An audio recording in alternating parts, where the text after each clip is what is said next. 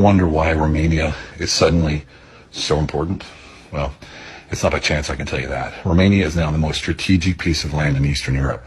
It borders Ukraine. It has access to the Black Sea. It shares cultural and economic proximity to Russia, but more importantly, it's become NATO's front line.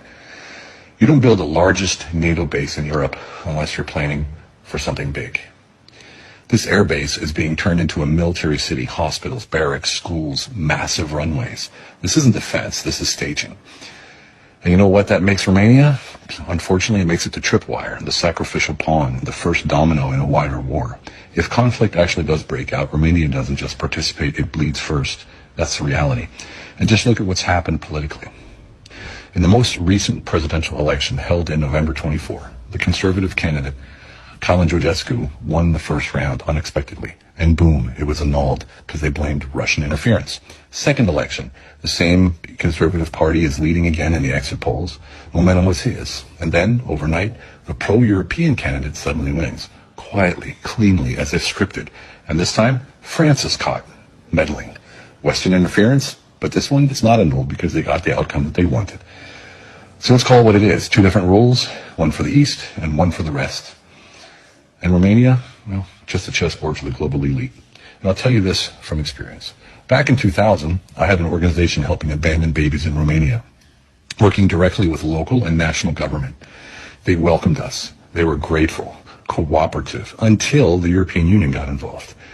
An EU delegate came into our office yelling at us, furious. How dare we highlight this issue? How dare we draw attention to abandoned Romanian children? She told us to shut it down, pack up, and get out. According to her, we were interfering in her country. Let that sink in for a second. Helping abandoned babies wasn't the issue. The image of Romania was. And this was all while the country was applying for the EU membership. They didn't want the truth. They wanted compliance, they wanted silence, and they wanted the appearance of progress, not the reality. So now, over 20 years later, the playbook hasn't changed. You still have elections controlled from abroad. You still have decisions made in Brussels and Paris, not in Bucharest. You still have a frontline country being dressed up like a partner but treated like cannon fodder. So yeah, pay attention to Romania. Because when the smoke rises, this is where it starts. And if you still think this is about democracy, about alliances, about protecting values, well, wake up. This isn't strategy, it's sacrifice.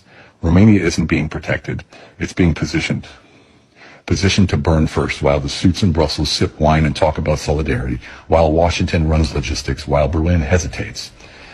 And when the first shots are fired, don't say you weren't warned. Because Romania is a tripwire, the pawn, the acceptable loss. And history, well, history won't remember who followed orders. It'll remember who saw it coming and said nothing.